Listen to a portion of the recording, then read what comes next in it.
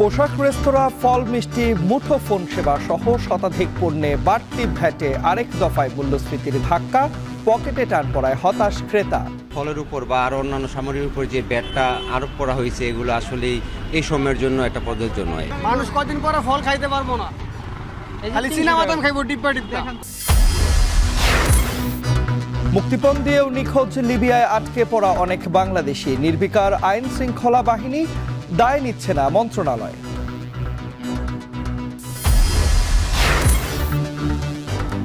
দল ও ব্যক্তির গুণগান নয়, পাঠ্য বইয়ে অভ্যুত্থানের গ্রাফিতি। বইয়ের সঙ্গে সম্পর্ক বাড়বে শিক্ষার্থীদের, বলছেন শিক্ষাবিদরা।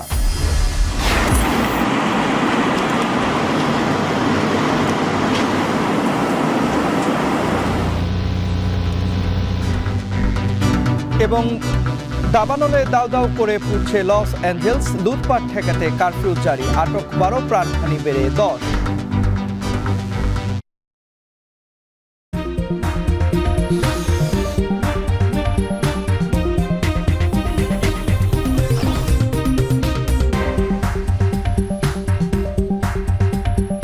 স্বাগত। এখন বিকেলে পুরো আয়োজনে আপনাদের সঙ্গে আছি তন্ময় কুমার রায়।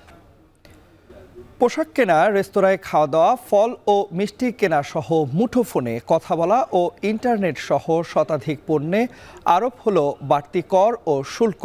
আরেক দফায় ধাক্কা লাগলো চড়া মূল্যস্ফীতির বাজারে। পকেটে টান পড়ায় হতাশ ক্রেতা এবং ভোক্তারা। হঠাৎ করে একযোগে এত পণ্য ও সেবায় ভ্যাট বাড়িয়ে রাজস্ব বাড়ানোর এমন নীতিকে সমর্থন করছে না বেশিরভাগ অর্থনীতিবিদ। ভোক্তা অধিকারের সংগঠন ক্যাব বলছে, অতি ধনীদের সম্পদের উপর সারচার্জ বসিয়ে বাড়তি কর আদায়ের পরিকল্পনা নিলে পকেটে টান পড়ত না সাধারণ মানুষের। মাঝার মাহবুবের প্রতিবেদনে দেখুন বিস্তারিত। ফুটপাতে কিংবা দোকানে আপেল, মাল্টা, আঙ্গুরের মতো ভিটামিনের চাহিদা মেটানো লোভনীয় ফলগুলো এভাবেই সাজানো থাকলেও কেনার আগে বারবার সক্ষমতার হিসেব কষতে হয় মধ্যবিত্তকে। আমদানি শুল্ক বেড়ে যাওয়ায় ঊর্ধ্বমুখীর বাজারে এসব ফলের দাম এবার আরও বাড়বে। এনবিআর ও সরকারের ভাষায় এসব নিত্যপণ্য নয় বলে ভোক্তা পর্যায়ে পড়বে না প্রভাব। তবে চাহিদা থাকলেও দামের কাছে বরাবরের মতোই পকেটে টান বাড়ছে ক্রেতা ভোক্তার। 250 গ্রাম আঙ্গুর 150 টাকা, আরে 3টা কমলা 120 টাকা। 2 দিন আগে যে কমলা কিনছি, যে ভালোটা 250 টাকা, 220 টাকা করে কেজি, আর আজকে দেখতেছি 320 টাকা, 300 টাকা কেজি। খুবই চাপ হয়ে যায়, কেননা যেই ফলের উপর বা আরও অন্যান্য সামগ্রীর উপর যে ব্যাটটা আরোপ করা হয়েছে, এগুলো আসলেই এই সময়ের জন্য একটা প্রযোজ্য নয়। আপেলের দাম বাড়তি, আঙ্গুরের দাম তো কেজিতে 200 টাকা বাড়ছে।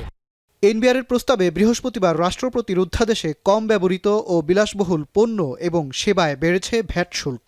হোটেল, রেস্তোরাঁয় সরবরাহ করা হালকা ও ভারী পানীয়তে সম্পূরক শুল্ক 0 থেকে 30% পর্যন্ত বেড়েছে। বাদ যায়নি মধ্যবিত্তের পণ্য। আমদানি শুল্ক বেড়েছে সাবান, ডিটারজেন্ট সহ বেশ কিছু পণ্যে। 10% ভ্যাট বাড়ছে বিস্কুট, চিপস, আচারের মতো টুকটাক খাবার সহ বেশ কিছু পণ্যে। খরচ বাড়ল মুঠোফোনে কথা বলা ও আইএসপি ইন্টারনেট সেবায়। চোখের যত্নে প্রয়োজনীয় চশমায়ও ছাড় দেয়নি এনবিআর। রেস্তোরাঁয় খেলেও গুনতে হবে বাড়তি খরচ। 15% মূসকে 1000 টাকার খাবার খেলে দিতে হবে এখন 150 টাকা ভ্যাট। ধূমপায়ী আর বিমান যাত্রীদেরও দিতে হবে বাড়তি পয়সা। ক্যাব বলছে, লভ্যাংশে কাটছাট করবে না ব্যবসায়ীরা। তাই এসব পণ্যের দাম বাড়ায় দায় নিতে হবে সাধারণ মানুষকেই। মূল্যস্ফীতির ধাক্কা লাগবে ক্রেতা ভোক্তার পকেটে। তাই ভোক্তার উপর সব দায় না চাপিয়ে স্বচ্ছতা আনতে হবে এনবিআরের অভ্যন্তরেও। নিত্য প্রয়োজনীয় যে সমস্ত পণ্যগুলি আছে, যেগুলোর ক্ষেত্রে ব্যাট এবং এসডি চার্জ প্রয়োগ করা হয়েছে, বৃদ্ধি করা হয়েছে, এগুলা কিন্তু সবগুলি মানুষের জীবন জীবিকার ক্ষেত্রে অতি প্রয়োজনীয় বিষয়। নিত্য প্রয়োজনীয় অবশ্যই বলা যায় এই পণ্যগুলির ক্ষেত্রে। যখনই এগুলোর দাম বাড়বে, এগুলোর কস্টিং বাড়বে, মানুষের লিভিং কস্ট, মানুষের জীবনযাত্রার ব্যয় বাড়বে। এনবিআর বলছে, দুর্বল ব্যাংকগুলোর তারল্য সংকট এবং বিভিন্ন কোম্পানি থেকে রাজস্ব কমে যাওয়ায় অর্থ বছরের প্রথম 6 মাসে যে ঘাটতি পড়েছে, আগামী 6 মাসে সে ঘাটতি ভ্যাট বাড়িয়ে তুলে আনবে তারা। তবে এই পন্থা ইতিবাচক নয় বলে মত এই অর্থনীতিবিদের। 5 লাখ 5.5 লাখ লোক মাত্র ভ্যাট দেয়, অথচ ভ্যাটের আওতায় আসার মতো লোক আরও বহু রয়েছে। সেইটা না করে সরকার যদি এই ভ্যাটটা আরও ভ্যাটের আওতা বাড়াইতো, মাত্রাটা আওতা বাড়াইতো, তাহলে হয়তো এটা দ্বারা সম্ভব হতো। আর দ্বিতীয়ত হলে, এখন যদি সরকার এই ভ্যাট আদায় করার কারণে পণ্যের দাম বেড়ে যায়, সেই ক্ষেত্রে সিন্ডিকেট যদি কমাইতে পারে, রাস্তাঘাটে চাঁদাবাজি যদি কমাইতে পারে তার মাধ্যমে হয়তো কিছুটা নিয়ন্ত্রণ করা সম্ভব হতে পারে। চলতি অর্থবছরের প্রথম 6 মাসে এখনো পর্যন্ত এনবিআরের ঘাটতি 42,000 কোটি টাকা। এর মধ্যে আবার 12,000 কোটি টাকা বাধ্যতামূলক আহরণের শর্ত আইএমএফের। যদিও কোনো বৈদেশিক পরামর্শে ভ্যাট বাড়ানোর সিদ্ধান্ত হয়নি বলছে এনবিআর। মাজহার মাহবুব, এখন, ঢাকা। বিগত সময়ে আওয়ামী লীগ সরকার দলীয় গুণগান প্রচারের মাধ্যম হিসেবে পাঠ্য বইকে ব্যবহার করে। শেখ হাসিনার ছবি ও বাণী ছিল অধিকাংশ বইয়ের কভারে। এবার জুলাই গণঅভ্যুত্থানে শিক্ষার্থীদের আঁকা বাছাই করা গ্রাফিতি এবং বিভিন্ন মনীষী কোরআন হাদিসের বাণী সেখানে যুক্ত করা হয়েছে। পাঠ্য বইয়ের সাথে শিক্ষার্থীদের সম্পর্ক স্থাপনে এই উদ্যোগ ভূমিকা রাখবে বলে মনে করছেন শিক্ষাবিদরা। 24-এর গণঅভ্যুত্থানের সাক্ষী এসব গ্রাফিতি সংরক্ষণেরও পরামর্শ সংশ্লিষ্টদের। ফরহাদ বিন নূর জানাচ্ছেন বাকিটা।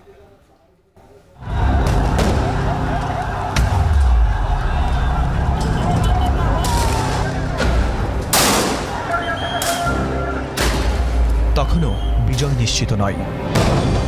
আন্দোলন তুঙ্গে, চলছে গণহত্যা। এমন সময় দোয়েল চত্বর শহীদ মিনারে মজলুম শিক্ষার্থীদের সমর্থনে রিকশাচালক সুজনের স্যালুট। এরপর সেই স্যালুট দেয়ালে দেয়ালে গ্রাফিতিতে।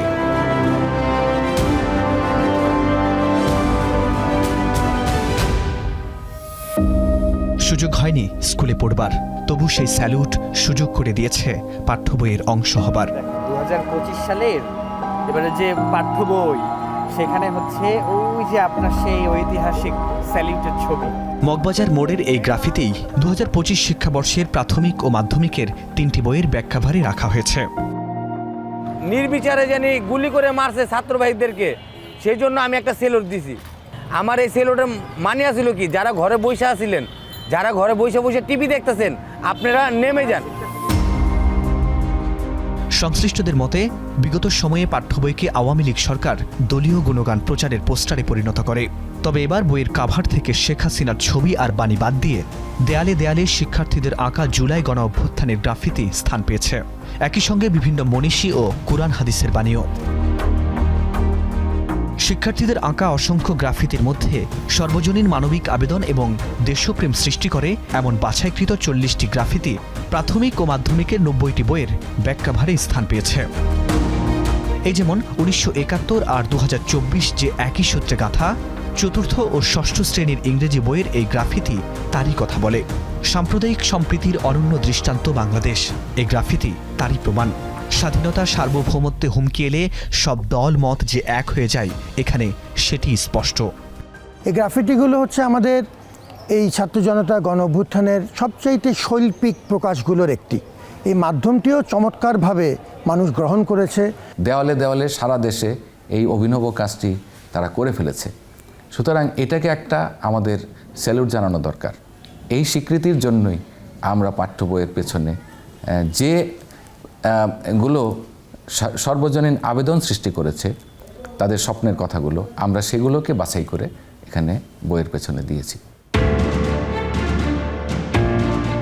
জুলাই গণ অভ্যুত্থানে গ্রাফিতি এঁকেছেন এমন কয়েকজন শিক্ষার্থীর সাথে আমাদের কথা হয়। দেয়ালে আঁকা গ্রাফিতি যখন পাঠ্য বইয়ে, তখন তাদের অনুভূতি কি? আগে হচ্ছে গিয়ে আমরা সবসময় শেখ মুজিবুর রহমান, তারপর শেখ হাসিনা, শেখ রাসেলের ছবি সবসময় বইয়ে দেখতাম। আমি দেখতেছি কি মানে অনেক জায়গা থেকে ওই আর্টগুলো আমাদের বইয়ে লাগানো হয়েছে। এখন ওগুলো দেখে নিজেদের একটা আনন্দ যে আমরা এটা অর্জন করেছি, আমরা যে একটা ভালো কাজ করছি বা একটা বিপ্লবের অংশ ছিলাম, সেটা ইতিহাস থেকে এত তাড়াতাড়ি মুছে যায় নাই।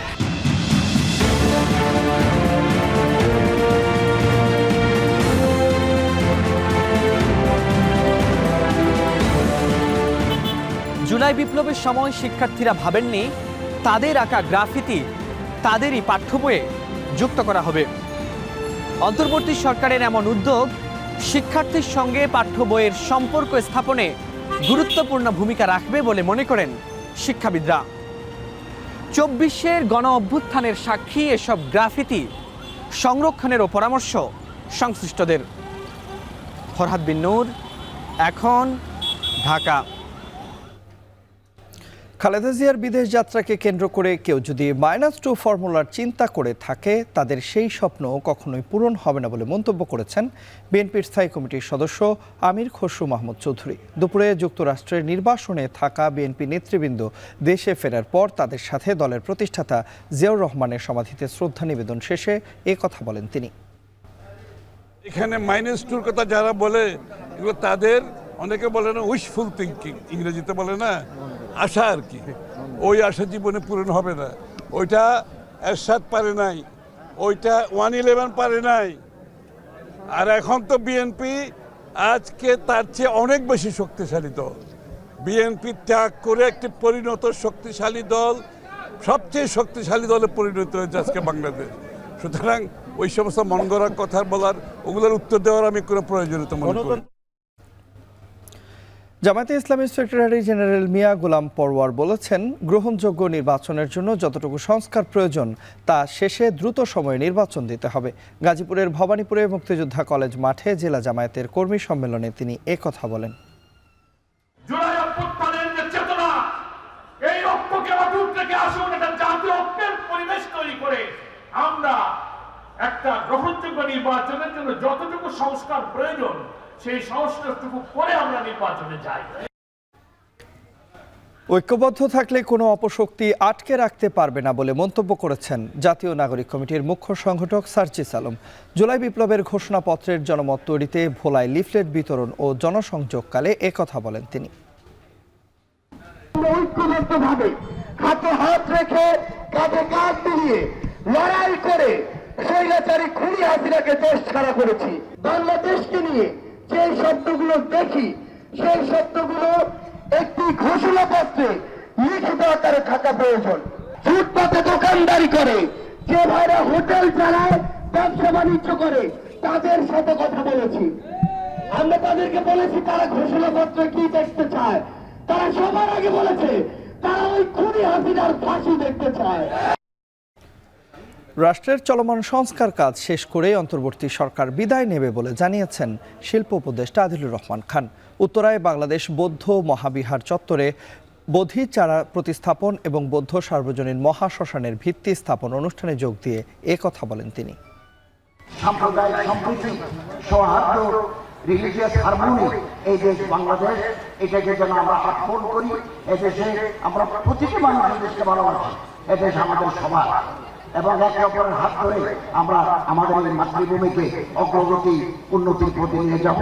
দায়িত্ব যেহেতু আমরা পেয়েছি, আমরা তা পালনের চেষ্টা করছি। এই ক্ষেত্রে আপনারা আমাদের পাশে থাকবেন। আমরা যথাসাধ্য চেষ্টা করে যে সংস্কারের পরিকল্পনাগুলো আছে যেটুকু সম্ভব এগিয়ে নিয়ে আমরা আপনাদের থেকে বিদায় নেব।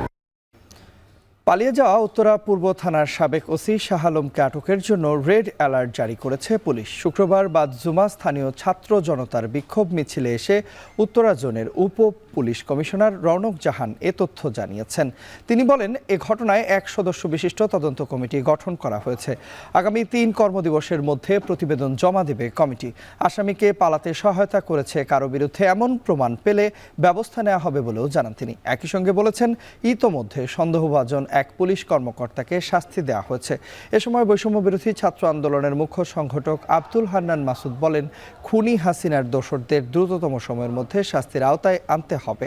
খুনের আসামি সাবেক ওসি শাহ আলম কিভাবে থানা থেকে পালিয়ে যায় তার সুষ্ঠু তদন্ত করে অপরাধীদের কঠোর বিচারের আওতায় আনার দাবিও জানান তিনি। তারা এখানে কিন্তু মন্তব্য করছেন।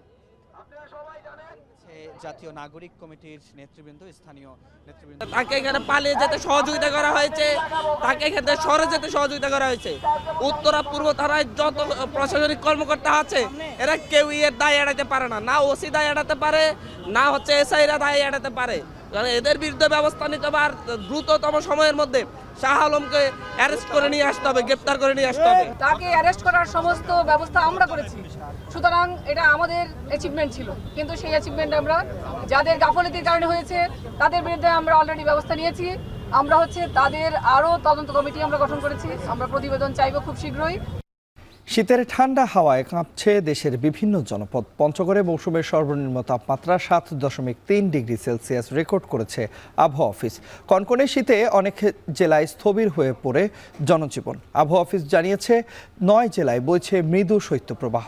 ভোগান্তি বেড়েছে নিম্ন আয়ের পেশাজীবীদের। বিস্তারিত দেখুন প্রতিবেদনে।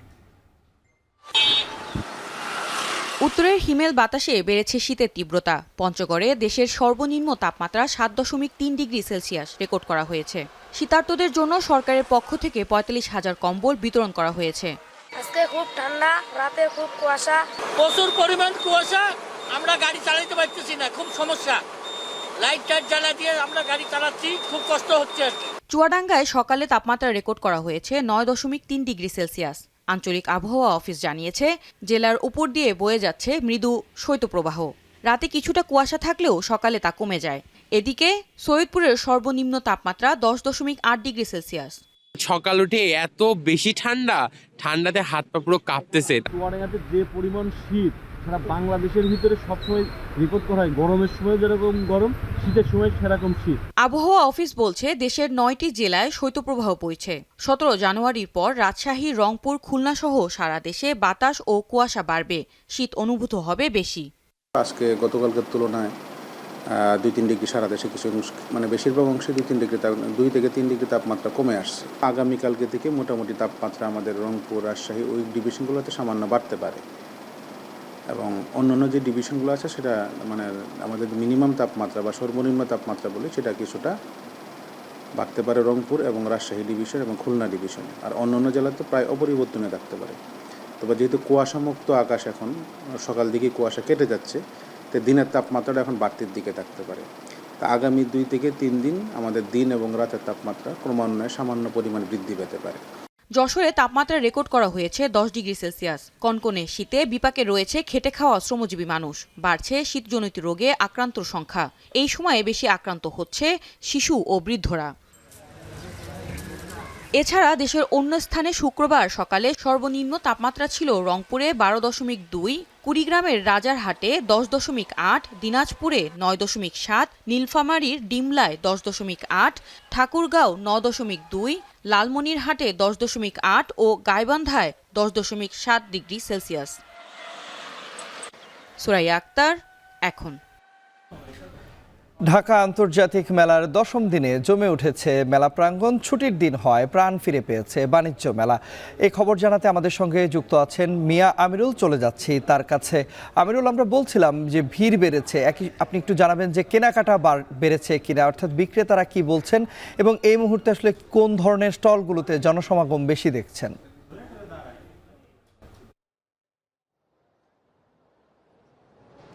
তন্ময়, আপনি যেমনটি জানাচ্ছিলেন, আমরা এই মুহূর্তে রয়েছি রাজধানীর ঢাকা আন্তর্জাতিক বাণিজ্য মেলায়। আমরা যেমনটি লক্ষ্য করছি, আজকে সপ্তাহের ছুটির দিন হওয়ায় কিন্তু পুরো সপ্তাহের যে কর্মযোগ্য, পুরো সপ্তাহের যে ক্লান্তি, সব কিছু রেখে আমরা দেখতে পেয়েছি ক্রেতা সাধারণ থেকে শুরু করে বিভিন্ন বয়সের মানুষ তারা কিন্তু মেলায় আসতে শুরু করেছে এবং তাদের মধ্যে যে আমরা উচ্ছ্বাস দেখেছি, তারা যেটি বলছেন যে মেলায় যেহেতু এক ছাদের নিচে সব ধরনের পণ্য পাওয়ার যে একটি বিষয়, তাতে করে তারা খুশি।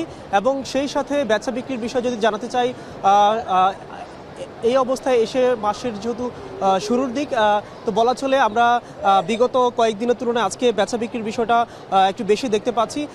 সেই সাথে মেলার যে বিভিন্ন ধরনের স্টলগুলো রয়েছে, একটু আপনাকে জানাতে চাই, এখানটা আমরা বিভিন্ন বয়স বেঁধে স্টলে ভিড়ের একটি বিষয় দেখতে পেয়েছি। তথা যারা শিশু রয়েছে তারা কিন্তু আমরা দেখেছি বিভিন্ন খেলনা থেকে শুরু করে বিভিন্ন ধরনের দোকানের দিকে কিংবা বিভিন্ন পণ্যের দিকে তাদের একটি ঝোঁক রয়েছে। সেই সাথে আমাদের যারা ঘরের যারা গৃহিণী রয়েছে তাদের কিন্তু আমরা যেমনটি দেখেছি, তারা বিভিন্ন ধরনের আসবাবপত্র থেকে শুরু করে রান্নার বিভিন্ন সামগ্রী তারা কিন্তু সেই দিকে একটু ঝুঁকছেন এবং সেই সাথে পরিবারের যে যারা থাকে, বলা চলে যারা আজকে যেহেতু সপ্তাহের ছুটির দিন, পরিবারের সবাইকে নিয়ে মেলায় আসা হয়েছে অনেকেরই, তো সেই হিসাবে বলা চলে বিভিন্ন স্টল ঘুরে তারা কিন্তু বিভিন্ন ধরনের পণ্যগুলো ক্রয় করছেন।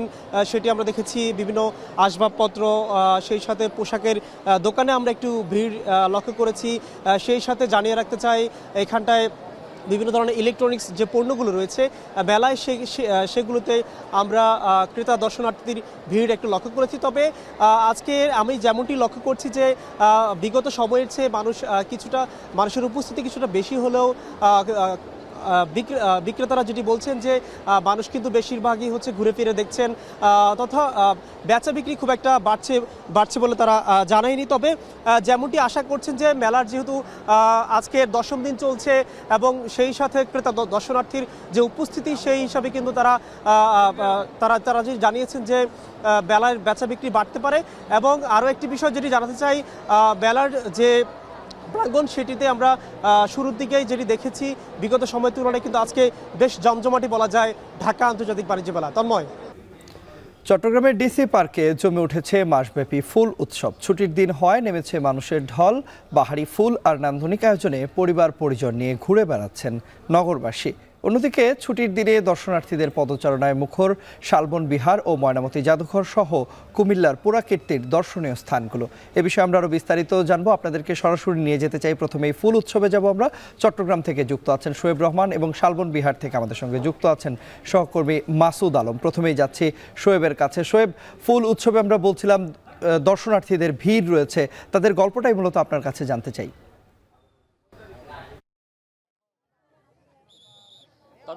দারুণ একটি মুহূর্ত কাটাচ্ছেন এখানকার বাসিন্দারা বা এখানে যারা ঘুরতে এসেছেন ভ্রমণ পিপাসু মানুষ, তারা বিশেষ করে আজকে ছুটির দিন হওয়ায় আমরা দেখেছি যে দুপুরের পর থেকে সাধারণ মানুষের ঢল নামে পরিবার পরিজন নিয়ে তারা এখানে আসছেন এবং যে বাহারি ফুল 136 প্রজাতির ফুল নিয়ে এবারের যে ফুল উৎসব, সেই ফুল উৎসবের ডিসি পার্কটিকে সাজানো হয়েছে এবং সেই সকল ফুলের সঙ্গে শিশু কিশোরদের পরিচয় করিয়ে দিতে পরিবার পরিজন নিয়ে বাবা মারা যেমন আসছেন, তেমনি আমরা দেখেছি যে তরুণ তরুণীরাও কিন্তু আসছেন। তারা নানান প্রজাতির ফুলের সাথে পরিচিত হচ্ছেন এবং সেই ফুলের সৌরভে কিছুটা সুন্দর মুহূর্ত তারা কাটাচ্ছেন। এবং প্রতিদিন এখানে প্রায় 5 থেকে 10,000 মানুষের সমাগম ঘটে, যেটি এখানকার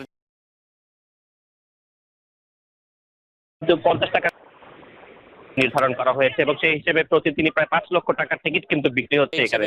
এবং এখানে প্রায় 8 থেকে 12টি স্টল এবং এখানে প্রায় 8 থেকে 12টি স্টল বরাদ্দ দেওয়া হয়েছে এবং সেই স্টলগুলোতে দেশীয় যেই খাবার, সেই খাবারগুলোর আয়োজন থাকছে এবং একই সাথে এখানে একটি মঞ্চ স্থাপন করা হয়েছে। সেই মঞ্চটিতে কিন্তু প্রতিদিনই নানান ধরনের আয়োজন থাকছে, বিশেষ করে সাংস্কৃতিক অনুষ্ঠান থেকে শুরু করে এখানে সৌন্দর্য এবং যে সাংস্কৃতিক পরিবেশন এবং যে মেলা, সেগুলো কিন্তু তারা উদযাপন করছেন বা উপভোগ করছেন। ধন্যবাদ। চট্টগ্রামের পর দর্শক এবার আপনাদের নিয়ে যেতে চাই কুমিল্লায়। যুক্ত আছেন সহকর্মী মাসুদ। মাসুদ, জানাবেন যে প্রত্নতাত্ত্বিক যে স্থানগুলো রয়েছে সেই স্থানগুলোতে ভিড় কেমন দেখছেন এবং কোন জায়গাগুলোতে বেশি ভিড় রয়েছে?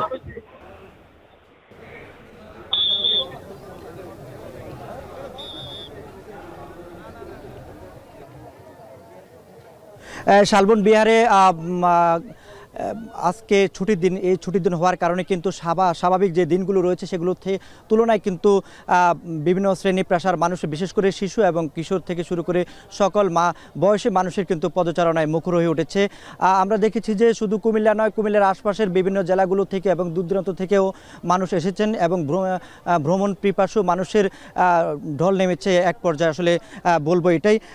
এই যে শালবন বিহারের সাথেই রয়েছে জাদুঘর। শালবন বিহার দেখে ঘুরে ঘুরে দেখে এরপর মানুষ কিন্তু যাচ্ছেন জাদুঘর। সে সঙ্গে রয়েছে পার্শ্ববর্তী ইটাখোলা মোড়া, রূপবান মোড়া সহ আরও বেশ কিছু পুরাকীর্তির দর্শনীয় স্থান, সেগুলোতেও কিন্তু দর্শকরা যাচ্ছেন।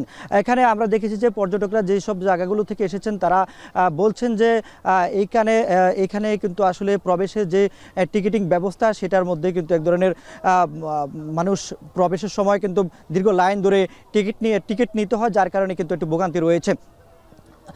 একই সঙ্গে এখানে আবাসিক সুবিধা না থাকার কারণে কিন্তু বিভিন্ন দূর দূরান্ত থেকে যারা দর্শনার্থী আসছেন তারা কিন্তু স্থায়ী হচ্ছেন না।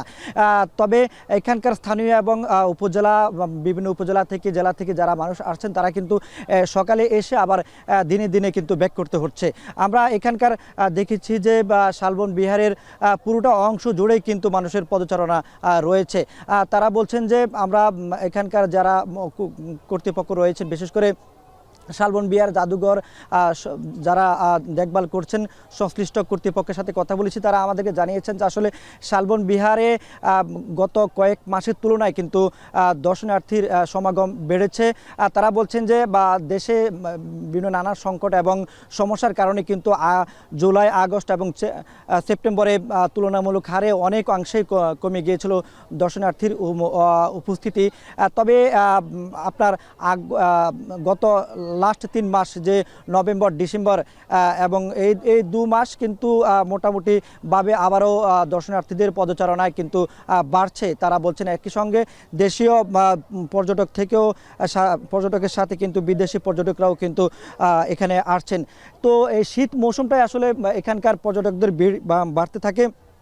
অন্য বছরের তুলনায় কিন্তু এই মৌসুমটাই কিন্তু এখানকার রাজস্ব যে আয় হয় সেটার অনেকাংশই কিন্তু পূরণ হয় এই সময়টায়। তবে এই ছুটির দিন হওয়ার কারণে তারা বলছেন যে প্রত্যেক দিন বিশেষ করে শুক্রবার এবং শনিবার ছুটির দিনগুলোতে প্রায় 5 থেকে 6 হাজার মানুষের সমাগম ঘটে। তবে এইটি যদি আসলে ভালোভাবে পরিচালনা করা যায় তাহলে কিন্তু মানুষের এবং পর্যটকদের উপস্থিতি আরও বাড়বে। তন্ময়, এই ছিল। কুমিল্লা থেকে আমাদের সঙ্গে যুক্ত হয়েছিলেন সহকর্মী মাসুদ আলম। এর আগে চট্টগ্রাম থেকে ফুল উৎসবের খবর আমাদেরকে জানিয়েছেন সহকর্মী শোয়েব রহমান। এবারে আন্তর্জাতিক। ইতিহাসের ভয়াবহ দাবানলে পুড়ছে যুক্তরাষ্ট্রের লস অ্যাঞ্জেলস। এরই মধ্যে প্রাণহানি বেড়ে দাঁড়িয়েছে 10 জনে। আর্থিক ক্ষতি ছাড়িয়েছে $5,000 কোটি। শুধু প্যালিসেডস আর ইথনে আগুনে গ্রাস করেছে 30,000 একরের বেশি এলাকা। এদিকে ভয়াবহ দাবানলের মধ্যেই চলছে লুটপাট। পরিস্থিতি সামাল দিতে শহরে জারি করা হয়েছে কারফিউ। এর মধ্যে লুটপাটে জড়িত সন্দেহে কমপক্ষে 12 জনকে আটক করা হয়েছে। নাফিয়া আরমান মনন জানাচ্ছেন বাকিটা। ক্যালিফোর্নিয়া অঙ্গরাজ্যে সমুদ্র ঘেঁষা স্যান্টা মনিকা থেকে মালিবু পর্যন্ত বিস্তৃত অভিজাত এলাকা প্যালিসেডস, যেখানে দৃশ্যায়ন হয়েছে বিভিন্ন চলচ্চিত্র। রয়েছে টেলিভিশন ও সঙ্গীতাঙ্গন সহ অসংখ্য হলিউড তারকার বিলাসবহুল বাড়ি। লস অ্যাঞ্জেলেসের পশ্চিমে শুধু এই প্যালিসেডসে 17,000 একরের বেশি এলাকা গ্রাস করে নিয়েছে দাবানল।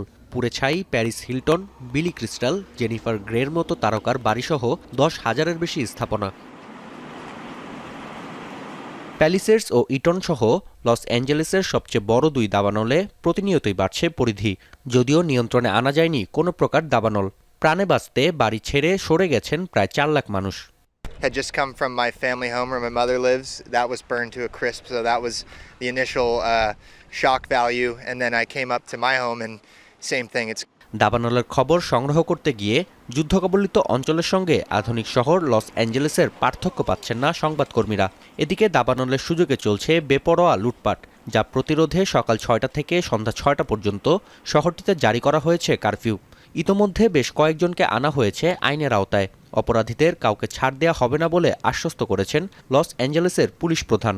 We had a number of looting arrests throughout the entire county region. That is unacceptable behavior, so we don't continuously victimize the people who have already been victimized, who have lost their homes. আগুনের যে ভয়াবহতা তা নিয়ন্ত্রণে fire সার্ভিসের বড় দলও প্রয়োজনের তুলনায় কিছুই নয়। আগুন নেভাতে কম পড়ছে পানীয়, তাই পরিস্থিতি নিয়ন্ত্রণে বেগ পোহাচ্ছেন 7,500 দমকল কর্মী। এমন পরিস্থিতিতে ক্ষতি পুষিয়ে উঠতে আগামী 180 দিন পর্যন্ত শতভাগ আর্থিক সহায়তার ঘোষণা দিয়েছেন president Joe Biden. Today I'm announcing that the federal government will cover 100% of the cost for 180 days. This is going to pay for things like debris and hazard material removal, temporary shelters, first responders' salaries, and all necessary measures to protect life and property. স্থানীয় সময় বৃহস্পতিবার পর্যন্ত বাতাসের তীব্রতা বেশি থাকবে বলে পূর্বাভাস দিয়েছে যুক্তরাষ্ট্রের আবহাওয়া দপ্তর। তাই শীঘ্রই দাবানল নিয়ন্ত্রণে আসবে না বলে ধারণা করছেন বিশ্লেষকরা। জেপি মর্গানের বিশ্লেষণ বলছে দাবানলের আর্থিক ক্ষতি ছাড়িয়েছে $5,000 কোটি। আকুওয়েদারের ক্ষেত্রে যা $13,500 কোটি পৌঁছেছে। নাফিয়া আরমান মনন, এখন বিশ্ব। এই ছিল এখন বিকেলের আয়োজনে। যাবার আগে জানাতে চাই সবশেষ খবর সবার আগে পেতে ভিজিট করুন www.ekhon.tv। ফেসবুকে দেখুন facebook.com/tv.ekhon আর ইউটিউবে দেখুন youtube.com/c/ekhontv।